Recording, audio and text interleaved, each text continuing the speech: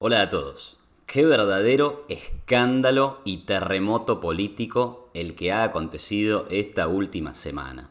La verdad es que la filtración de la foto del cumpleaños de Fabiola Yáñez, festejado el 14 de julio del año pasado, nada menos que dentro de la Quinta de Olivos, es un verdadero terremoto. Creo que ha conmocionado a la sociedad. En realidad parecería ser un tema menor. Bueno, una reunión, una juntada, 10 personas adentro de una casa. Claro, absolutamente normal. Pero viniendo de quienes le habían impuesto a toda la población de la Argentina, o por lo menos a gran parte de ella en ese momento, que se tenían que quedar en sus casas y que si no estaban contribuyendo a una enfermedad terriblemente mortal, realmente supera todo límite. Y lo peor de todo es que el propio presidente estaba ahí adentro. A raíz de la polémica, alguien en Twitter me dice que en realidad el presidente no estaba violando tanto las normas porque en esa época el país ya estaba en otra fase que no era la de cuarentena total. Por eso primero mejor revisar los datos. En esa época, y acá tengo el boletín oficial frente a mis ojos, estaba vigente el decreto 576, que se llamaba Aislamiento Social Preventivo y Obligatorio. De ese decreto son importantes algunos artículos. Por ejemplo, el artículo 4, que decía que gran parte del país podía estar en lo que se llamaba Distanciamiento Social Preventivo y Obligatorio, o DISPO. El DISPO, en su artículo 10, prohibía la realización de eventos en espacios públicos o privados, sociales, culturales, recreativos, religiosos y de cualquier otra índole, con concurrencia mayor a 10 personas. O sea que si esto hubiera estado vigente para la zona del AMBA, donde está la Quinta de Olivos, la falla de la foto hubiera sido menor porque te hubieras pasado por una o dos personas, lo que igual hubiera implicado un escándalo. Sin embargo, el 14 de julio del año 2020, la zona del área metropolitana de Buenos Aires estaba excluida del DISPO y estaba incluida en lo que se llamaba ASPO, es decir, Aislamiento Social Preventivo y Obligatorio. Y en el artículo 19 del decreto que tengo frente a mí, se decía lo siguiente: actividades prohibidas durante la vigencia del aislamiento social preventivo y obligatorio. Quedan prohibidas, en todos los lugares alcanzados por el artículo 11 del presente decreto, por ejemplo, el área metropolitana de Buenos Aires, donde está la Quinta de Olivos, las siguientes actividades: dictado de clases presenciales en todos los niveles y todas las modalidades, eventos públicos y privados, sociales, culturales, recreativos, deportivos, religiosos y de cualquier otra índole que impliquen la concurrencia de personas. O sea que el propio presidente, que le estaba prohibiendo a las más de 10 o 12 millones de personas que viven en el área metropolitana de Buenos Aires, que le estaba prohibiendo siquiera realizar cualquier tipo de reunión, él sí estaba festejando el cumpleaños de su esposa con alrededor de 10 invitados. Entonces, esto ha sido tan grave que hasta los propios oficialistas están desconsolados. Los científicos oficiales, muchos periodistas, como por ejemplo Víctor Hugo Morales, que dijo que la oposición le parece un mamarracho, pero que en esto tiene razón.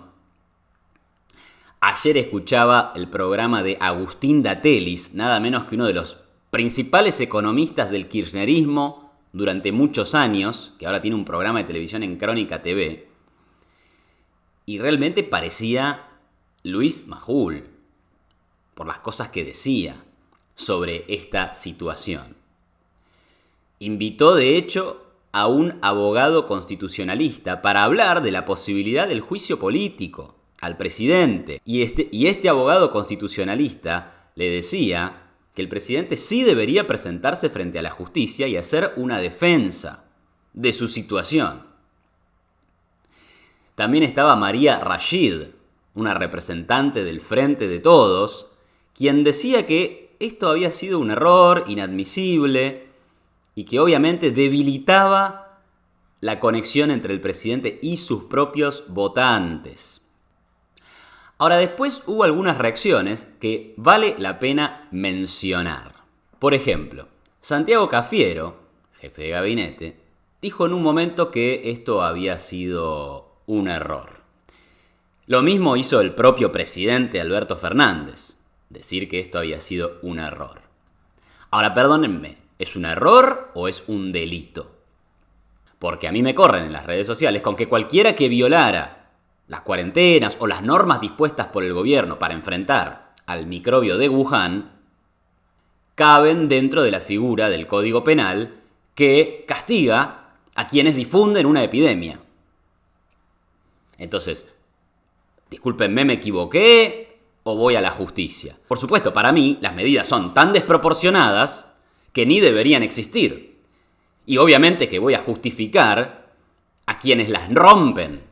Pero si es el propio presidente que sancionó los decretos el que la rompe, es una inmoralidad, es una falta de códigos. Y ni hablar de la ejemplaridad. Pero bueno, desde mi punto de vista yo tampoco espero que el presidente, sea quien sea ejemplo de nada. Ahora después, Santiago Cafiero dijo, textual, el presidente no jodió a nadie.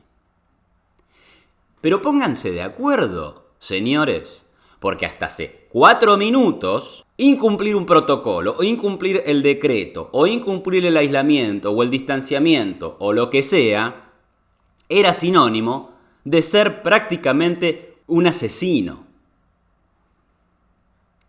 Le decían a la gente que si iba a una marcha anticuarentena que después no pidiera un respirador. Han clausurado bares, negocios. Se instaló la palabra fiesta clandestina. Fiesta clandestina fue lo que hubo en Olivos. Una fiesta de cumpleaños al margen de la ley. Claro que el problema es pensar que las reuniones sociales son ilegales. Claro que el problema era el decreto. Pero si para el presidente también representaba un problema el decreto, nunca tendría que haberlo sancionado, ni firmado, ni debería haberle impuesto a toda la población normas ridículas y desproporcionadas. Porque si una reunión social no jode a nadie, bueno, al fin se dieron cuenta. Pero ustedes dijeron que jodía a alguien.